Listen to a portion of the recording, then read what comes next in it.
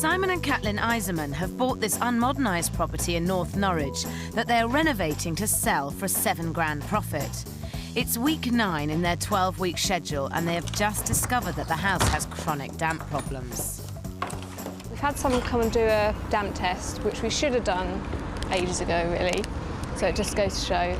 We're yet to find out how much it's actually going to be, and I'm trying not to panic about it until we actually, know what the damage is. And the other thing is we have actually got a damp guarantee from somebody in Norfolk, so the chances are that might hold out and we can get them and come back and do the job they should have done right in the first place. To avoid rising damp, it's best to have a damp-proof course. This will stop moisture from the ground rising up your walls. Simon and Kathleen's problem needs to be attacked in 2 ways. Firstly, they need to re-render and inject a damp-proof course in the affected areas, particularly the dining room. And secondly, they need to dig a trench around the outside of the house so that the outside ground level is lower than the inside. Any reputable damp and timber company should provide you with a guarantee of works, which is always useful when you come to sell a property. Simon and Kathleen's house has a history of rising damp. In fact, the previous owners supplied them with a guarantee for a damp-proof course that was done to the house just under 25 years ago. The company is obliged to sort out the problem if any claim is made within the time period of the guarantee.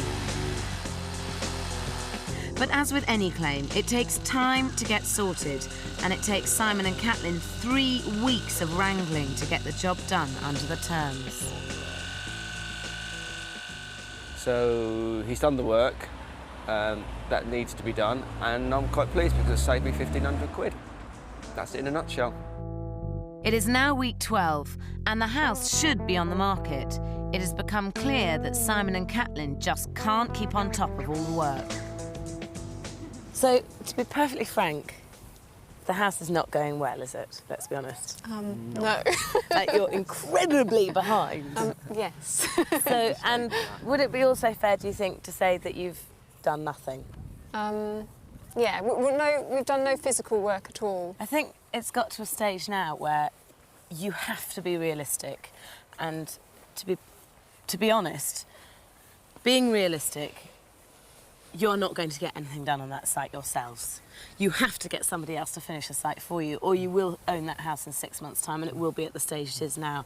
Because I don't see how anything's going to change in the next 3 months than the last 3 months, as far as your time commitments are concerned and your motivation. So you do realise you're going to have to find some more money for this, because obviously what you were going to save by you doing it, you're not going to save anymore, and you need to pay somebody to do that work.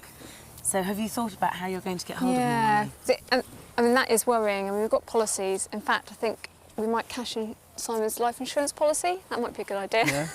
to pay for the renovations. Or perhaps you could talk to your bank manager and see if he can sort out a loan. One secret of property developing is turning projects around quickly. If you can't juggle a full-time job and building work, then you may need to bring in professionals to finish the job for you. This can mean spending more money.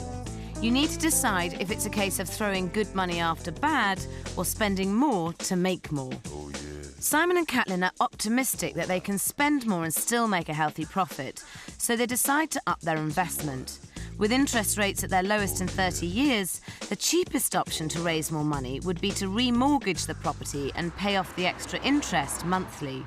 But raising your investment means you need to be even more focused about where and how you spend your money.